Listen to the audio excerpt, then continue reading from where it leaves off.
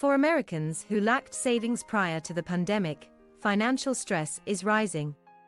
A combination of inflation, increased interest rates, and the end of pandemic-tied relief, such as the moratorium on student loan payments, has led to record credit card debt, experts say. In the fourth quarter of 2023, Americans held $1.13 trillion on their credit cards, and aggregate household debt balances increased by $212 billion. A 1.2% rise, according to the latest data from the New York Federal Reserve. Delinquencies are also on the rise.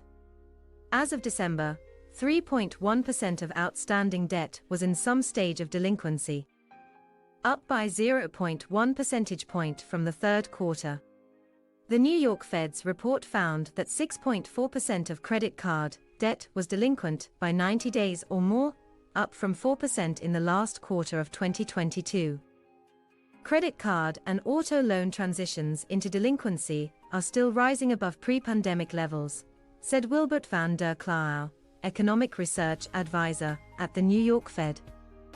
This signals increased financial stress, especially among younger and lower-income households.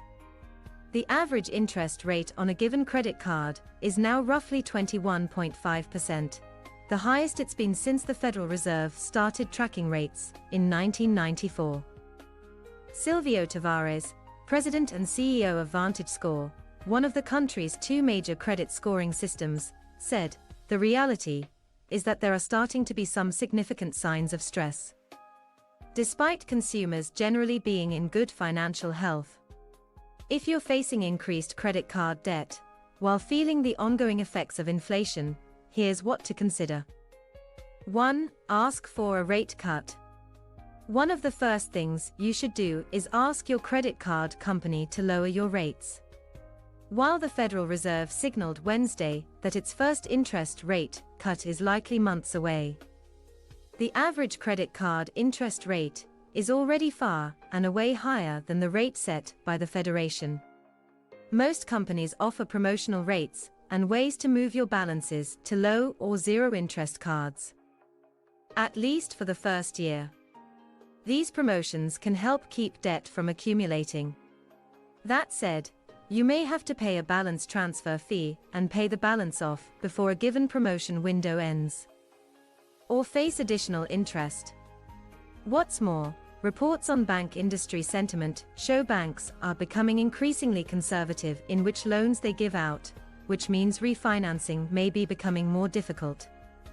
2. Pay off higher interest debt first.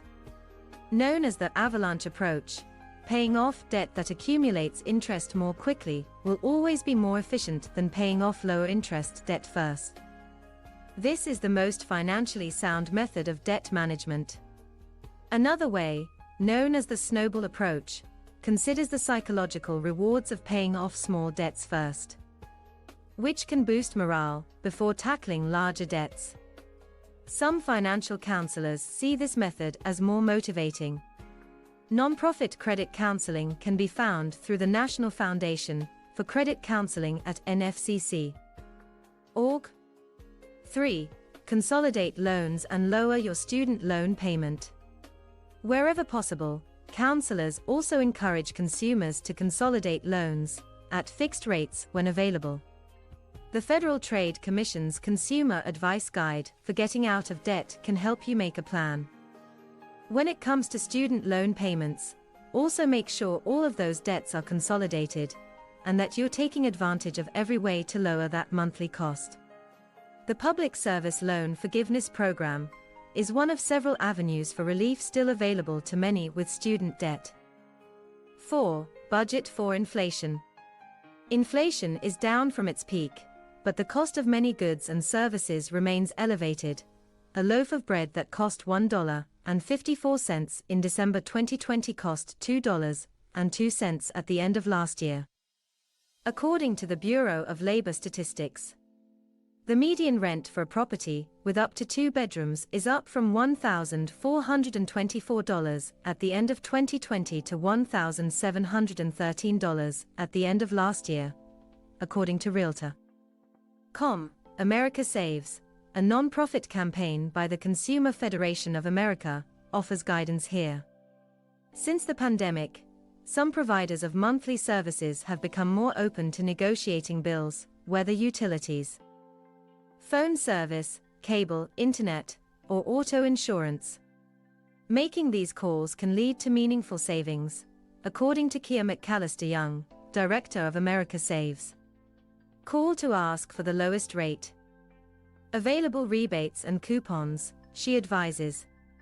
If a provider is competitive with other companies, there's an increased chance of getting a discount.